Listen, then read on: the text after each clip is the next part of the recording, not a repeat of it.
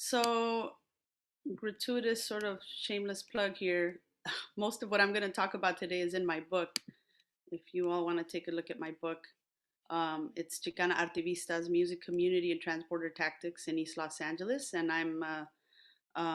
it just came out this last year in August. And so I'm just going to share a little something. And sometimes I'll read because otherwise I'll lose my train of thought.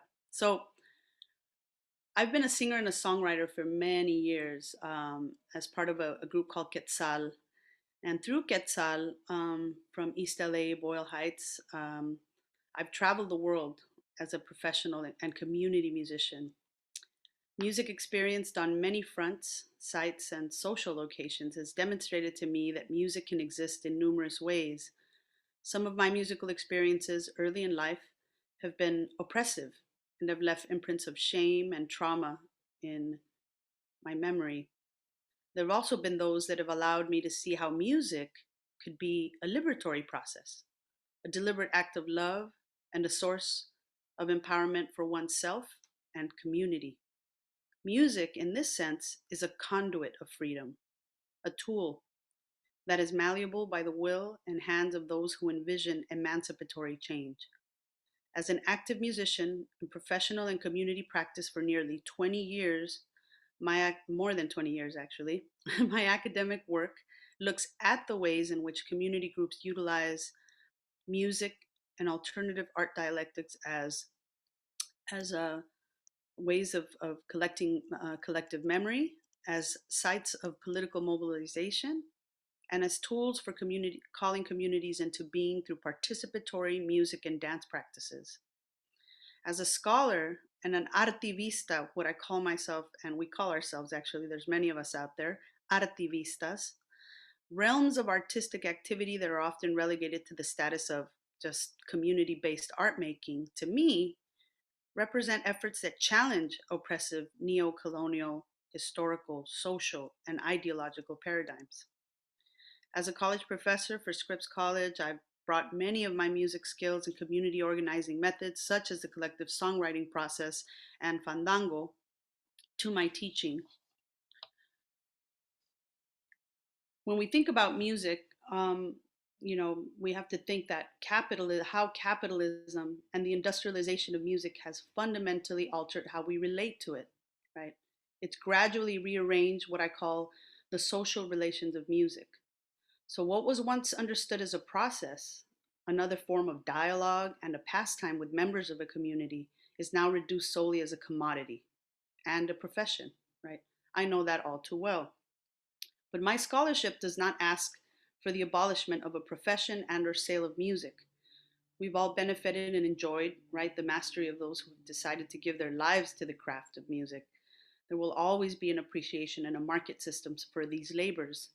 What I'm interested in doing is reinstating the social appetite for the participatory music and dance practices that were once a part of our human cultures, and to encourage people to look back into their cultural histories, their own and others, and restore the social understandings, right? The protocols that music and dance practices gave communities life in the past.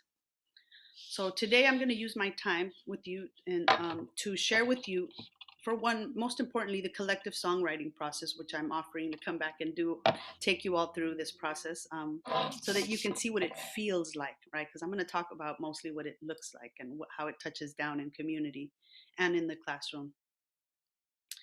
So the collective songwriting process, but also the fandango practice that I utilize in class as well.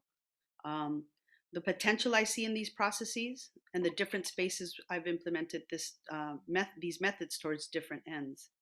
I want to share with you the history of this method, the different stages of the process, and the significance it has had in Chicanx, Latinx communities in East Los Angeles. So my guiding question is posed by when I first came into academia as an artist and knowing full well the power of what art, music, and culture can do, was sort of asking myself this, which is what Mako Fitz, the Black feminist scholar, asked us to. She says that the imagined community may sustain discursive modes of transformation, right? We talk all about it, but how does it contend with the real and everyday practice of community building? So being a songwriter, I start in song, right? And the collective songwriting process is something that I feel is extremely important, right?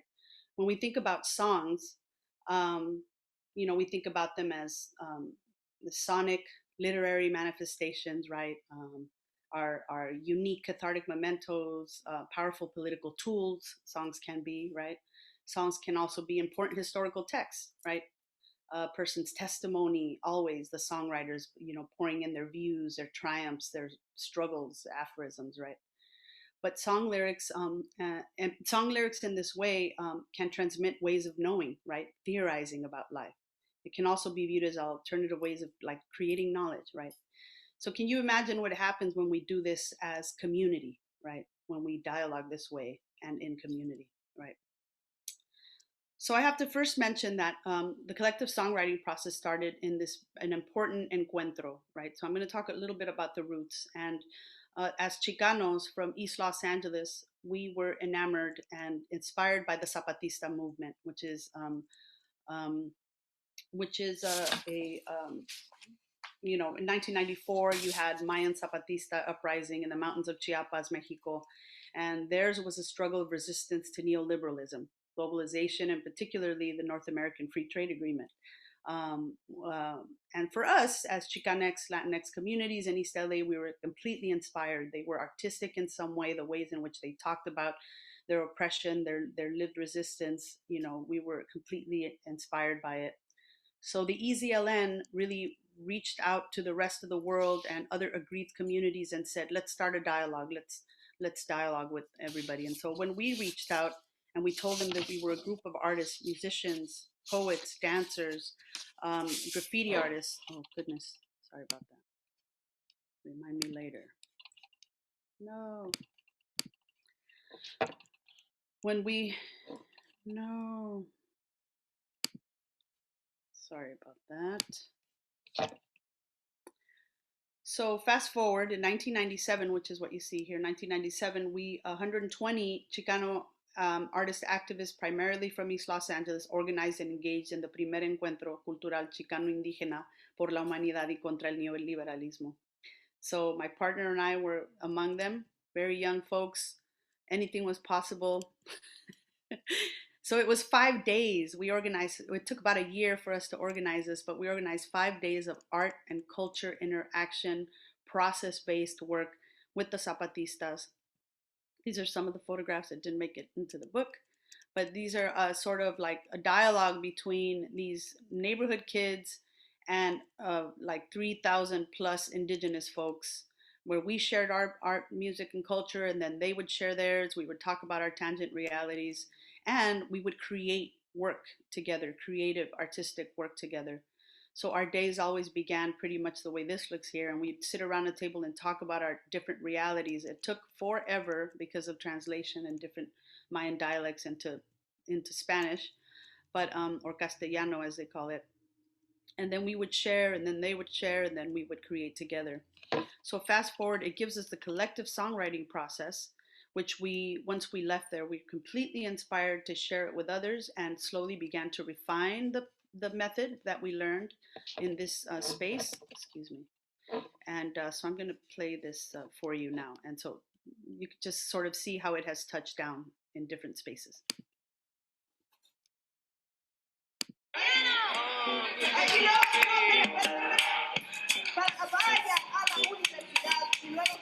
¿Qué dice eso? Hablando un poquito más, al decir que clases en la escuela, explíquenme más. ¿Quién dijo eso? Tienen que trabajar con los padres y darnos el derecho de poder escoger la forma de cómo trabajar con nuestra juventud. Collective songwriting really brings the community in to do the work of music. It really brings them in to engage in that process. And by having them be a part of that process gives them a sense of ownership to the ideas, to the discussions that are taking place while they're creating music, as a way of articulating something beyond what's written on paper or what's being suggested by somebody else. This is something that music allows them to create for themselves. And I think that has been the most powerful thing to witness in every one of these spaces. Este evento fue maravilloso, iluminarte, porque me iluminó hasta ser como compositora de canciones. Fue algo muy divertido, expresivo, en donde podemos transmitir sobre el arte, sobre la educación, sobre nuestros derechos, y esto mismo que aprendimos vamos a transmitirlo a nuestros hijos y a nuestra comunidad. We've had workshops on DACA DAPA and deferred action. We've had workshops on the local control funding formula. We've had workshops on Boyle Heights for youth and youth advocacy in general. We've had workshops on Prop 47 and reduced sentencing. We've had workshops on restorative justice. So we've done a lot of work and put a lot of, have invested a lot of time and energy into this idea of collective songwriting. The band Quetzal and individual artists that are part of that collective have really been working from a place of deep heritage and community aesthetics and values, and exploring a lot of different kinds of music, and also a process that is part of all kinds of traditional arts, a process that's rooted in community. And so from that emerges Quetzal's collective songwriting methodology, which is very hand in glove with traditional arts processes. And so it was very natural evolution for ACTA to be able to take advantage of these artists who have a lot of experience in this methodology and to bring that to a larger scale in Boyle Heights.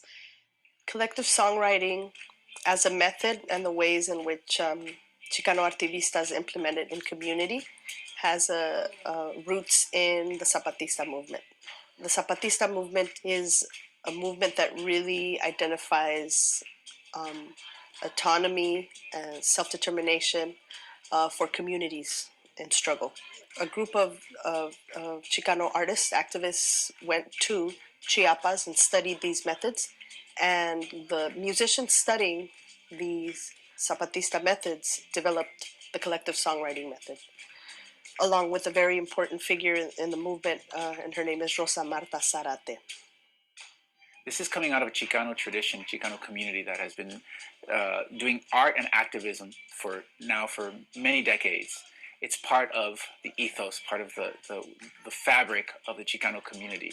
And so collective songwriting has now become a very important piece of that fabric that not only establishes a space where a community can have a conversation through the composition of a song, but that artists themselves have a space at the table for social justice and organizing.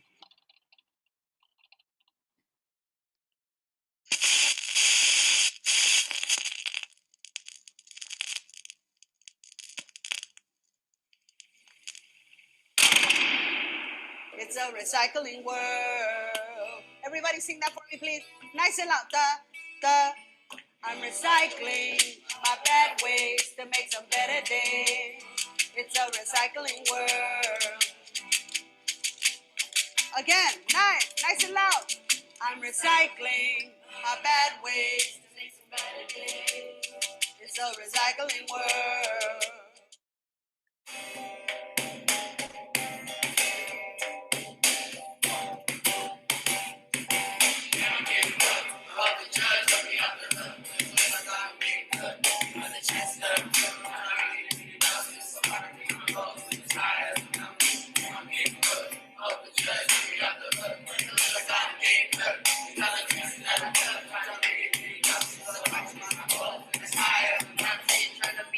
Looking at my mama's face, man, tears in her eyes. Asking God, why did he do this to me? This is playing like a movie.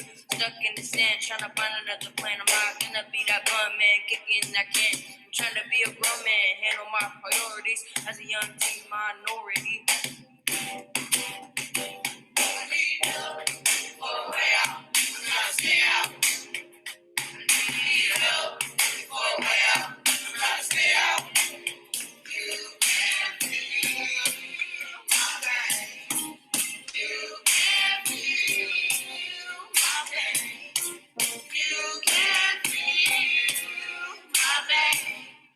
Everything is not the same. Lace up my shoes when I'm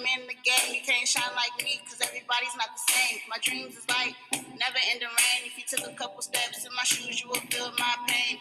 Life full of crime, a lot of things in my mind. Teen life's getting took, so I'm trying to refrain. The dirty South is a place from where I came. Trying to make a living, can't hold chump change. Cops killing off African Americans. It's a cold world that we're living in. Can't take it, so you know I find different ways to claim life. So I gotta get it in.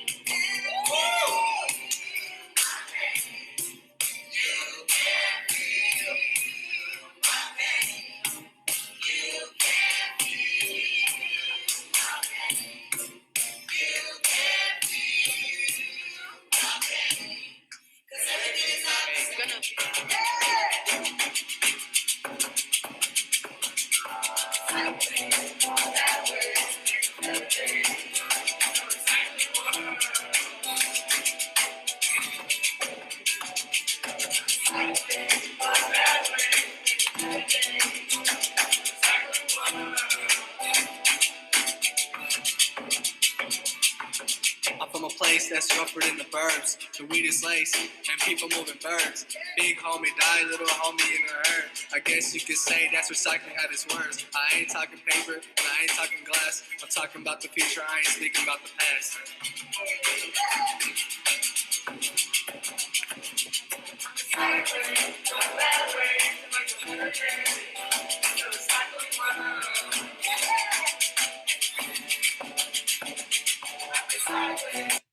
So I'll stop it here, but you hear it in the lyrics, right? What kind of ideas did you hear in the lyrics? Can I hear folks if you're still out there? What kind of stuff did you hear? What kind of theorizing you hear these young people do, or anybody in the community? The connection between recycling in a more ecological sense in their own sort of personal possibilities. Yes, beautiful. Yes, their understanding of sort of like how the violence in their communities, right? Like that's or recidivism, right? We can look at it. Also, earlier you had some folks mention recidivism. Their understanding of like school to prison pipeline, right? Absolutely, an awareness. They're very aware, very smart, right? Their emotional intelligence is amazing, and I think that um, a lot of the guards there, I remember saying like, "Wow, these guys, they're really smart. They should like, I wish they just didn't make such stupid decisions." And like, okay, eye rolling for me, but most is just an understanding that they've been,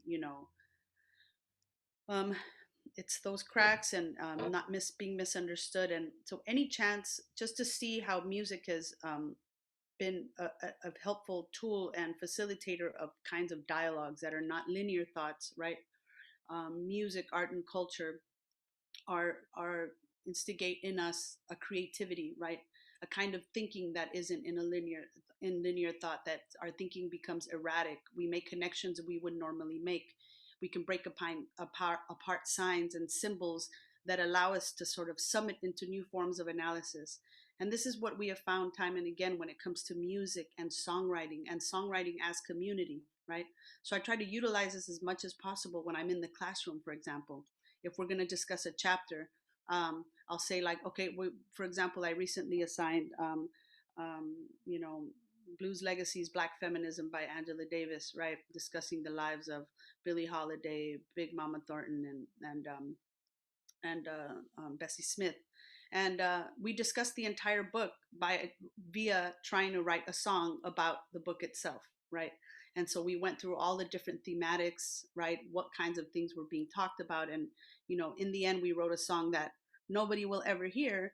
But the whole point is that it sort of allowed us to discuss things in ways that we would normally discuss it. We didn't start off, okay, what's the thesis? But we got to the thesis. We got to the different ideas that Davis was trying to talk about when it came to women in the blues, right? And so this encuentro that I mentioned previously that gives birth to this process really made us think, disrupted our understanding of music. For me in my life, as somebody who was always exposed to music as a performer and the stage, right? And the transactional part of music, right? Where it's a product, it's a vessel, it's a messaging tool. I'm an artist activist. I sing political lyrics, and that's fine, but it's still a commodity. It still can be redefined. Once somebody takes a hold of your message, they can do whatever the hell they want with it.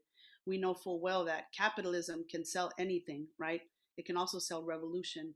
So for us and Artivistas, we realized that that wasn't enough anymore. It's not enough anymore. We need to find other ways of utilizing our skill sets as musicians in order to push forth these other things like music as a tool of dialogue, right? Convivencia, or the conviviality nature of music, bring that back, right? Find ways of integrating creativity in the classroom as a way of having a dialogue, right? Then in this sense, music becomes a process, right? It goes from product to process. And if we focus on process, we don't suck. We don't we're not looking to finish a song. We're just looking to try to stay and be creative with each other. And that's what this whole thing is, right? When we center convivencia via music practice or just a deep hanging out, we can call convivencia. Convivencia literally means to live with in Spanish. Con means with, vivir means to live. Vivencia means, convivencia means the way in which we live in amongst these things, being fully present emotionally, spiritually, with the class, with each other, in each other's presence, right? And when we think about music in this way, it decenters the commoditization of music, right? It centers the sociality of sound, making the gathering and the process more important than the outcome, right? Than the song itself. And convivencia, of course, always makes for dialogue, which builds critical consciousness. This conscientizazao that Frieri talks about, this is a perfect way in which we get to do this, right? We begin to kind of build a critical consciousness that you've seen every one of these spaces. And then, of course, the different stages I see in is this idea that when we're talking about something and people start thinking in creative modes, oftentimes people become vulnerable and they will actually share things they would normally share, right? So they give their testimonies in that way, right? They're sharing. And then, of course, when you witness somebody giving a testimony, you're changed as well, right? It's part of the dialogue, right? Dialogue begins to happen. There's often times when we're talking about heavy enough stuff, as the youth you just saw, there's a kind of healing process that happens as a result, right? You can also open things up that you can't stop from happening as well, which is something I always hold very close, and I'm very cautious about. And then the collective knowledge, right? Meaning the archive itself or the song becomes that piece that says, look what we created together. And there's a sense of accomplishment there, but also it becomes an archive to that moment, right? And then, of course, all of this process intrinsically creates community out of the classroom. It creates a kind of trust that even when there is conflict, we nevertheless, it's easier to try to arrive at a kind of resolution or ongoing dialogue, right? Where we keep bringing certain issues up and things of that sort when we're talking. And then I want to just reiterate the most important part about in the ways in which I see the classroom, and that is for folks at all points to be able to connect to any reading or to anything we're signing from a personal standpoint, right? From a testimonio standpoint, right? And of course, we know that testimonios as those important interventions in scholarship that a voice that offers opposition and is propositional as well, right? Testimonials are often come from folks that aren't the center of the academic talk, right? They're the people, right? The folks on the ground. So it usually involves an urgent voice of resistance to social injustices, an urgency to speak out, a collective interlocutor, a collaborative process of production interpretation. One of the most important, famous testimonios has been Rigoberta Menchú's, a Mayan indigenous woman, right?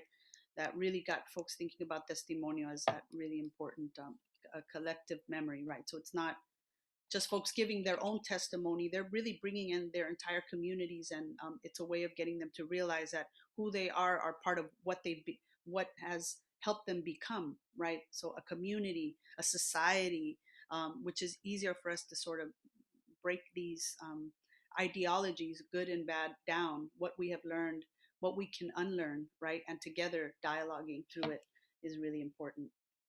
And so we've done this workshops all over the place, at large and behind bars.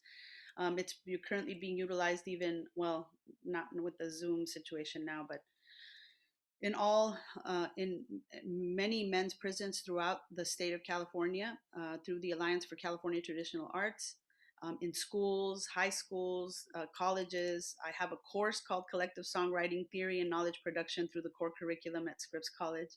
And of course, we also have initiated other artists, as you've seen in the previous video, where we are just sharing this with as many artists that are willing to do it, walk them through the process, the roadblocks they might encounter, what we do in really serious oppositional moments, like best practices, so to speak, right?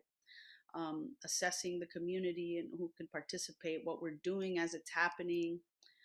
There's a lot of things we've learned along the way that developed and refined the process.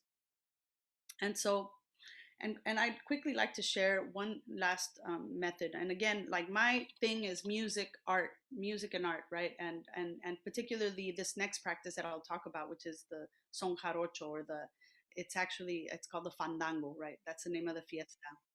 And the fandango is participatory music and dance practice native to the state of Veracruz.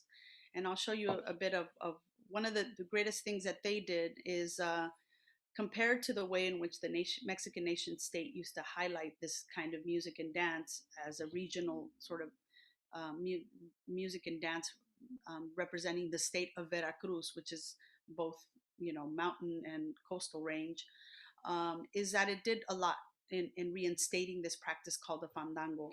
And the movement is called the Nuevo Movimiento Jaranero, or the New Jarana movement. And one of the things they did, three very major important things, and first of all, they highlighted the African roots in the music, because Mexico was not quick to note that Mexico was also part of the slave trade. And they reinstated fandango practice in rural communities. Mass migration and folks looking for work left the ranchos, and anything that came from the rancho was not cool.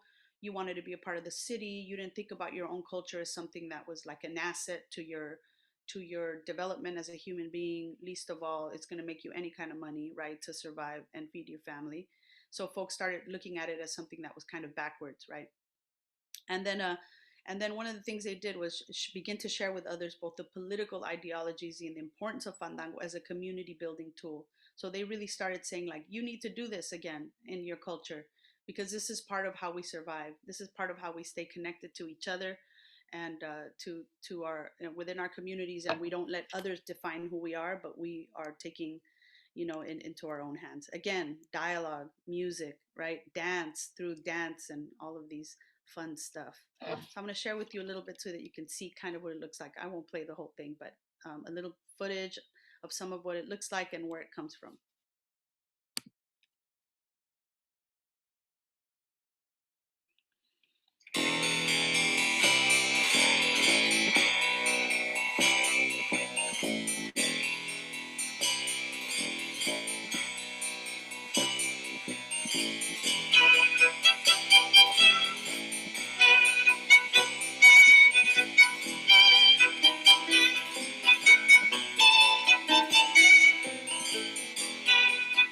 La cultura realmente de lo que viene atrás del jarocho, que son los árabes, que vienen los españoles, que llegan aquí con los africanos. O sea, son muchos siglos. Nuestra música tiene muchos siglos. Y nuestra música ya en México, como género, tiene muchos más siglos que toda la música que se ha dado últimamente, que supuestamente es música mexicana de moda, ¿no? Y entonces yo creo que ese es el momento, o a lo mejor no el nuestro, pero de otras generaciones, de ir culminando esa vertiente. Sí. Es lo que es mi sueño. La sonrisa de la inmensa eternidad, como la marea de tu caminar, y un dulce embeleso de tu vanidad, dame una sonrisa de fertilidad, y de luna llena te vengo a arrullar.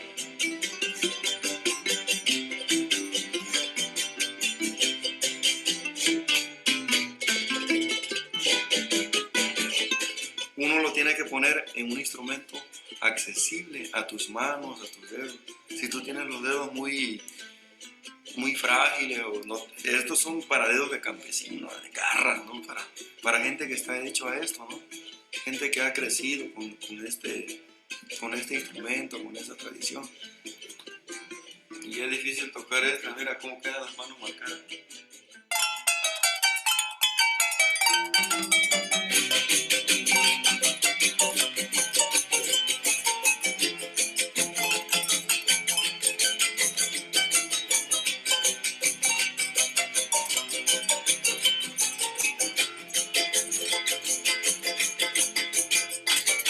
También las mujeres tienen una parte dominante en el fandango, ¿no? Porque si no hay bailadoras, no hay fandango, ¿no?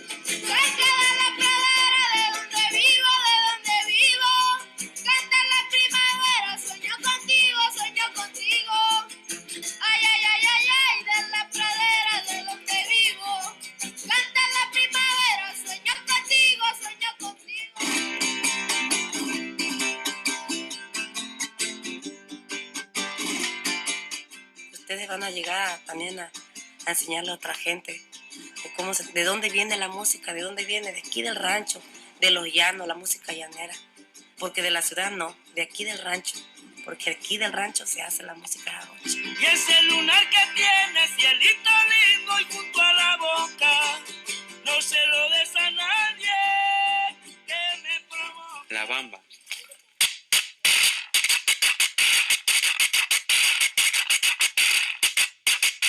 El fandango significa para mí algo muy especial porque se juntan varios sentimientos de personas que llegan de campos de otras raíces, ¿no?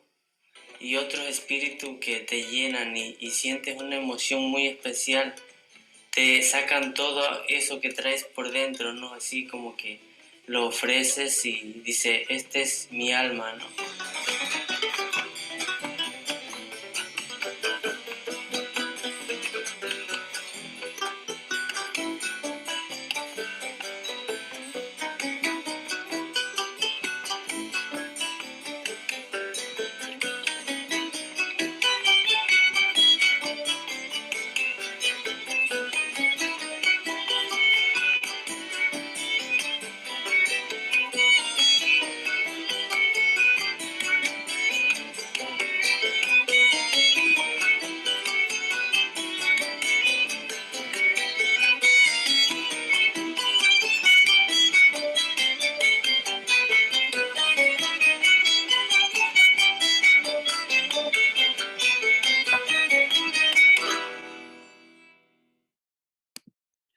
So one of the things that this does is what ends up happening is this transnational relationship that we have with the communities in Veracruz and the Fandango folks here in the U.S. And fast forward, it's everywhere in the United States.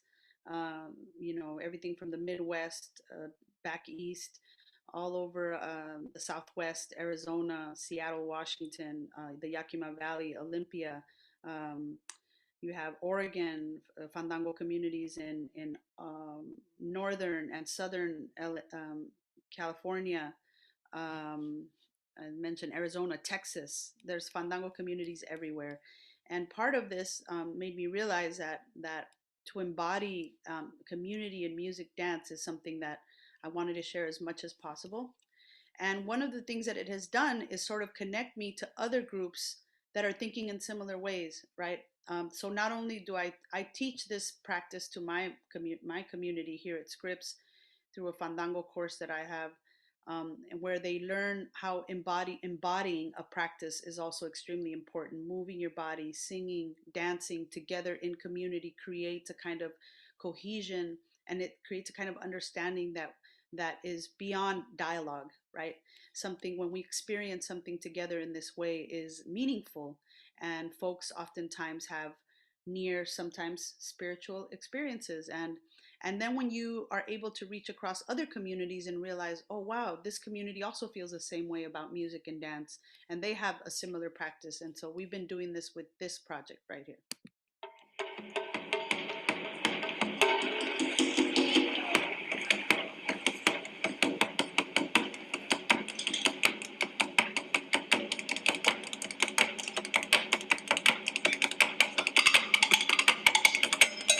Fandango Obon is a gathering of three distinct cultures: the West African, Mexican son jarocho culture, and the Obonodori, which is Japanese Buddhist traditions. This is our third year, and each year the circle is getting more and more diverse. As long as the energy is really good, it's very simple to collaborate. And, you know, everyone has their own instruments from wherever their country is. They all have the same roots when you really think about it. Fandango, Obon, Polycultural Remix, Jam and a Prayer, Angelino Souls, Transforming Ethnic Borders, Birthing a New World.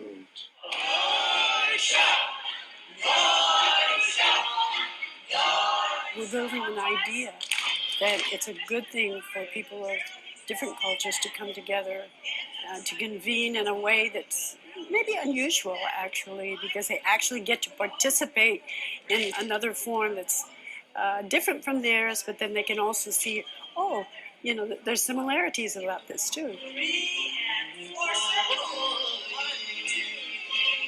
We want people to feel comfortable crossing borders into other communities.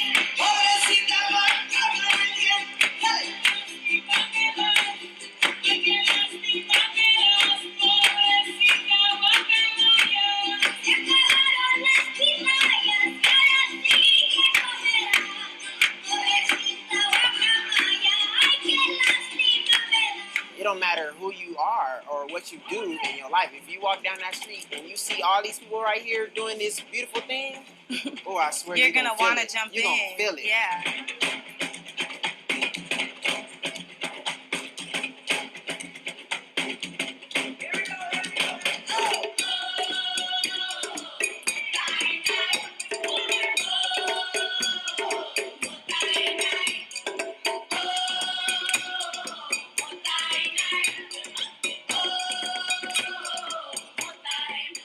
You're going to go, where you're going to find. All right. So the idea here is that, as you know, Gay Johnson, Black feminist scholar, has articulated that meaningful space is essential for the survival of communities, but also for the discursive practices, encoding the stories that define and redefine who people are, where they fit into the world, and what they envision for the future. This is the idea of spatial entitlement, a way in which marginalized communities have created new collectivities based not just upon eviction and exclusion from physical spaces, but also on new and imaginative uses of technology, creativity, and spaces. In many instances overlooked by social historians, everyday reclamations of space, assertions of social citizenship, and infrapolitics struggles have created the conditions for future successes in organized collective movements. And I would say that in the movements that I'm a part of, that music and dance and creating culture and creating constantly spaces such as these is the actual movement, right? I'm coming from a place of, as a social justice activist, you know, coming from a place of thinking about music and art not just as they're not, it's not just adornments to the movement, right? These are the ways in which we're engaging now in actual social movement, right? This is the social movement. And so the more we're able to, in my opinion, the more we are able to have our students engage in dialogues in more than one way, in a creative sense, build something together, create something together. There's all kinds of ways that we can do this. There are a couple of folks that have utilized this idea of convivencia and dialogue through archive building, for example.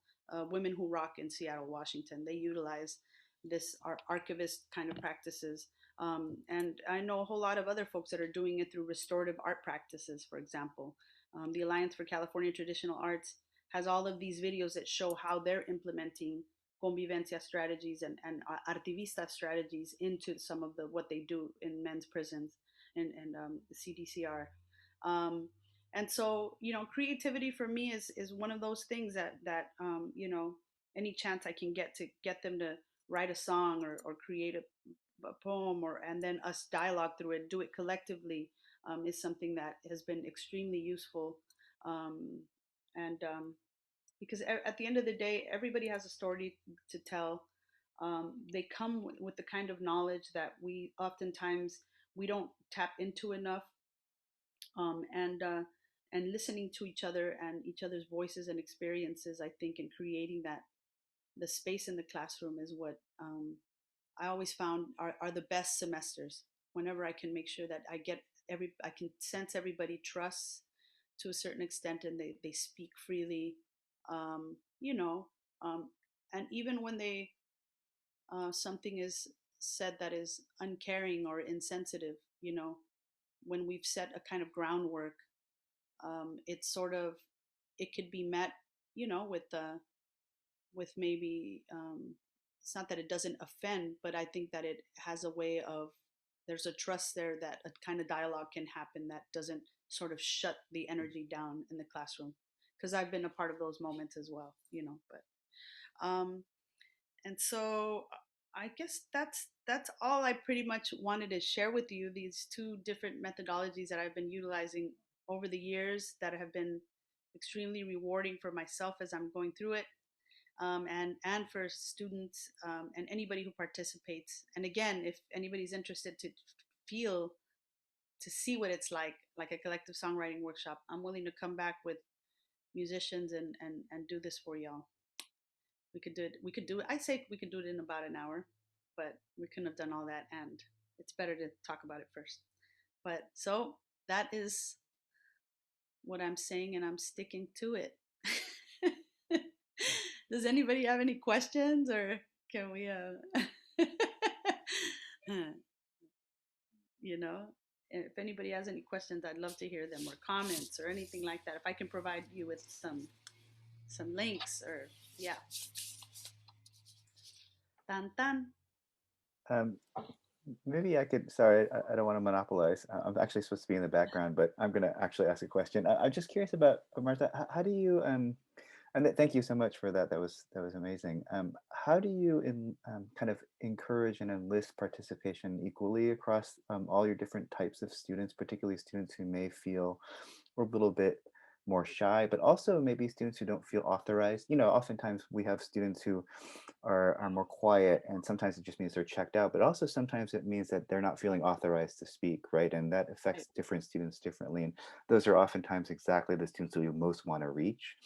How do you encourage and kind of get those students to kind of embody that sense of feeling authorized and feeling like they can share their stories? It sounds amazing, and I'm just wondering if you have strategies or techniques that you use when you encounter that kind of Right. apprehension in your students. Yeah. I think that it's really there's always somebody, right? And you see this reflected in how they even participate more generally, right? There's always that one student who's just takes up a lot of space, right? And speaks and is very open, and that's great. My balance is always to sort of harness that energy to sort of distribute it out so that they realize, so in a number of ways, I feel like sometimes I use a lot of humor. Like I'll say, like, I've been in workshops where somebody has an entire verse. They had a piece of paper and they wrote out an entire verse. I got the verse right here, and I think we should da da da da da, this, that, and the other, and blah blah blah. Boom, that's it. And everybody's like, "Wow, yeah, that's really amazing. Hell yeah, she's good, she's good." And everybody else is authorizing her. I'm like, "That's great, but I want to. Yes, okay, I'm gonna write that down, and I'll write it down a little bit. Okay, we're gonna just. This is one. I want to keep exploring this. I want to keep, and usually, the fact that I want to keep searching says that." We're still in this moment of like, okay, we're not giving her what she needs, or what, and at some point it's not about me, right? But it is about the students and me thinking like, okay, I want to keep prodding you guys. I need you to keep giving me new. Can I hear from somebody else? Can I, like, the usual ways just to kind of give and take, but not to take that prolific person that comes, the first idea that comes to their head, not to take that and say, oh, that's it, perfect, let's move on. Like, no. Like, part of it is waiting, not being afraid of the silence either. I'm never afraid of people just being quiet and not, I stay quiet myself. I won't talk, I won't say anything, and I'm looking around like, what do you think? What do and it's kind of like that. Zoom has been really interesting. I've been doing a whole lot of these in Zoom, and actually the quiet folks feel very safe to just type it in the chat, type in their suggestion in the chat, and then they like sit back and like maybe their camera isn't even on, right? And those folks, I find it really interesting. I'm like, that I would think that that's more might be a bit what do you call that, intimidating, because they wrote out their entire thought process, right? But one of the things that we always say is that whatever you offer up, expect it to change, right? Don't feel like you're, oh, this is a masterpiece and that word can't change, because that's part of the ongoing dialogue. Folks are like, I want to change the I to a we, because aren't we talking about, like, if we're going to talk about equity, aren't we going to, and then another kind of the way in which they unwind why they want to change an I to a we becomes a greater discussion, right? And that's the times where we want it perfect. That's exactly what I want to highlight, right? Keep digging. Why is it important? Why are we considering it this? Well, how is this relevant to the reading? How are we, so kind of continuing to dig in those ways. And yeah, I think if we control the pace, like anything, right? When you feel like the energy's dropping, like, I'll play music, we're going to play some music right now, these are some of the ideas we have. Okay, we have to choose, there's always something to pull from in the scope of the process itself, But yeah, I would say that not to take the first suggestion ever, or consider it, but then say, I need more, somebody else, That was a long-winded answer. Sorry. If I may, I'm wondering if through this alternative technique, if you found, uh, following from Warren's question, alternative uh, means of sort of acknowledging or judging those metrics that we often use in the classroom to like identify participation or something of that nature, since we usually identify participation through dialogue, through raising, etc. But has this process allowed you to broaden your scope of understanding what, for instance, participation, what is entailed in participation and what students are getting out of it, as opposed to just the normal, or what we see as like the traditional understanding of dialogue, etc. Right. Yes, absolutely. I love that. Yes, it has actually.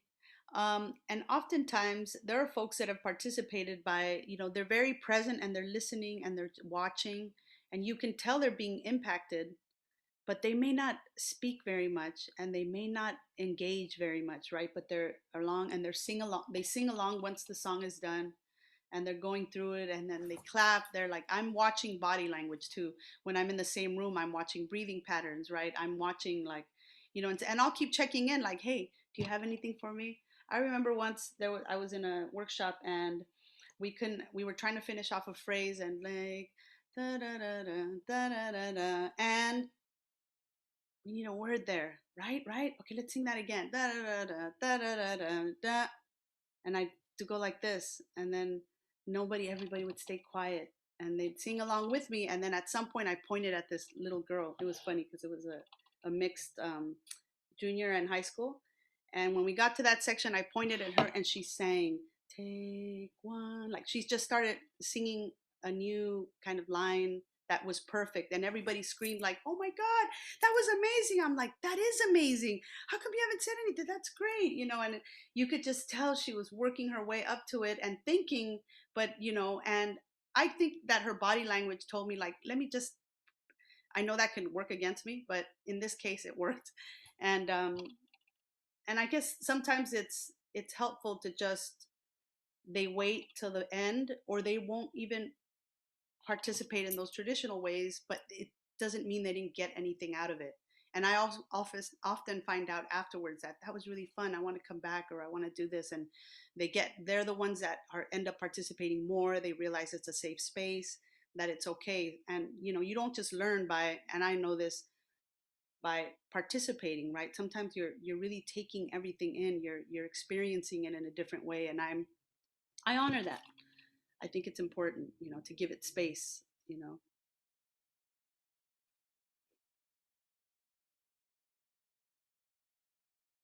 Yeah, I can definitely share those links. I can find some of those so y'all have them.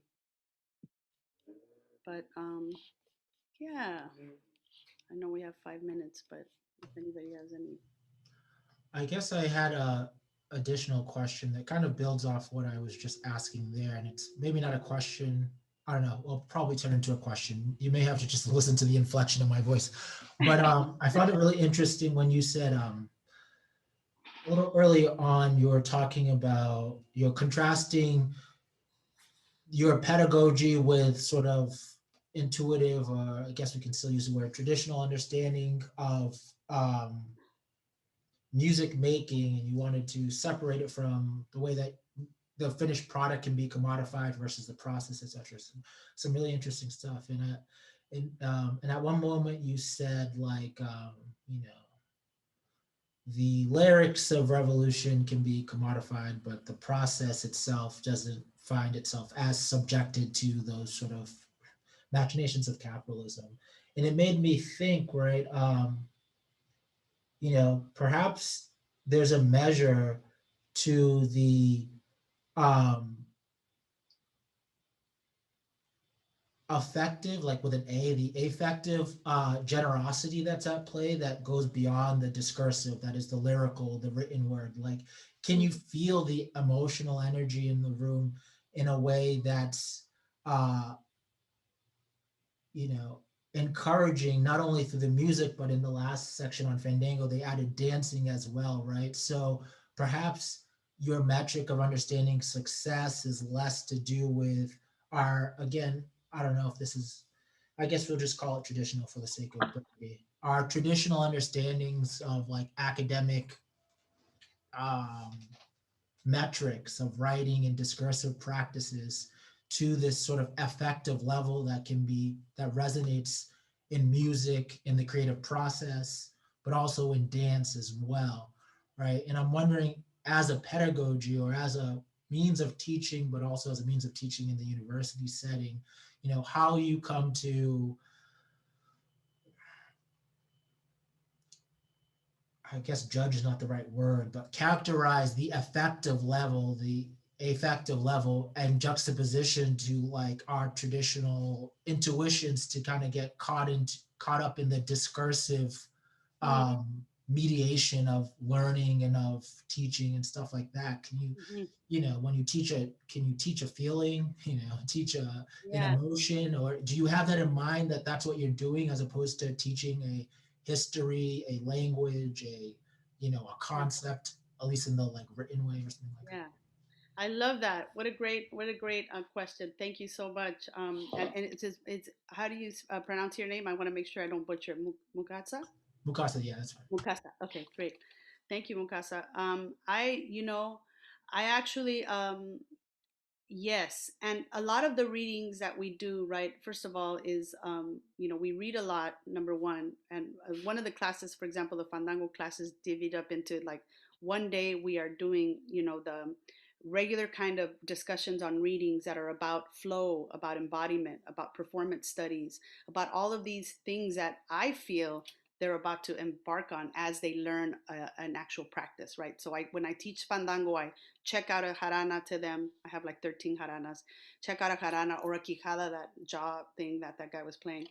And then they have to learn to sing, and they have to, and that's part of the class. If you can't do at least one of those things, and you don't have to be able bodied even, you could be able to sing or if you can't dance, then you can play something or you can sing, right? And you have to do it throughout every Wednesday, like they do that. And they have to, because part of what I'm trying to the value I'm trying to uphold, that it's not just enough to fill our minds with ideas and this doing and this like the narratives that confine our ways of thinking, right? I, as part of the written word and what, especially in academia, and how it intends to isolate or what do you call it, alienate a greater community, right? My thing is to bring them back, like to make their learning also holistic, right? To make the body a part of that process. All the things that we're talking about in reading, and then like, okay, it's not enough to talk about it. Now you have to do it so that you experience it, right? And I would say a lot of them, whether it's in practice learning the skill set you need to learn to be in fandango. And by the way, fandangos at the time happened all the time, every weekend, if not, especially in California. So we were very lucky. I wouldn't have had the class if we weren't living in California, honestly, because I knew that come finals time, their job was to, you show up at a fandango, I'm going to be there. I'm not your instructor at that point. You just have to interact with the community. There's a lot of fandangueros. I'm talking about 50, 100 people. They show up to a party, which is really a fandango. There's food, there's drink, and I'm like, you make it there on your own, I'll be there. And then they experience it. They're nervous, they're like, but they know the protocols, they know the kind of respect they have to show up with. They participate, they're nervous as hell. A lot of my friends know that they're students because you can kind of tell, because they're all huddled in a corner terrified. But the whole point is that they experience the community and they're sort of welcomed into the community in ways that I think other fandangueros that have been there before, they recognize, and they're like, come dance with me. Okay, let's do this. Like, oh, this song, even if they don't know the sones, because some sones I don't get to teach all of them, which are, there's a repertoire, in other words. And even if they don't, they know how to try to hang on and follow along as much as they can. You don't need much here to really participate. And so anyhow, all that to say that it's part of the process of learning, right? It's part of the process that I'm getting them to acknowledge that oftentimes these practices are seen by like, oh, they're mindless acts. This is not it's racialized in such a way, right, where it's not high end theory or thinking. It's easy. And that's something, as they learn more and more, they realize how how the kind of memory and you need to participate, all the versos you need to learn, what kind of history and legacy goes into this practice, how rigorous it is on your body, and how the community comes together in these really highly political ways. So the ones you just saw, it's just the tip of what they do, what fandango communities have done to push against racism, environmental injustice, border as the border fence, for example, as an inhuman and as a unnatural, you know, a natural force. And so anyhow, yeah, the body becomes that centralized force that for us to recognize that. And oftentimes they do experience moments of what Thomas Torino might call flow, right? A kind of a loss of time, in a moment of like great elation with the community. They're sweating like dogs, and they're like in the fandango, it's late at night and they're in it, they're like, wow, that was. And then of course I have them write an essay like, what was it like, tell me who did you see, what did you notice, what were the. And most of the time they're like, that was the most amazing thing. I didn't think that I knew anything, and once I was there I realized that I knew enough to participate. I was so scared, I was this, I was. But all of those kinds of emotion, I think for me also, I judge by how they write about it, and the kinds of honesty they bring forth, in this embodied experience, which is something that I think is just as important and relevant to deep learning, and life transformation. We're actually a little bit over time, so I wish we could keep the conversation going, but I just wanted to make sure, because I'm mindful it's 5:05 now. So thank you so much, Marta, for leading us through that and for sharing your work with us. That was so amazing and awesome.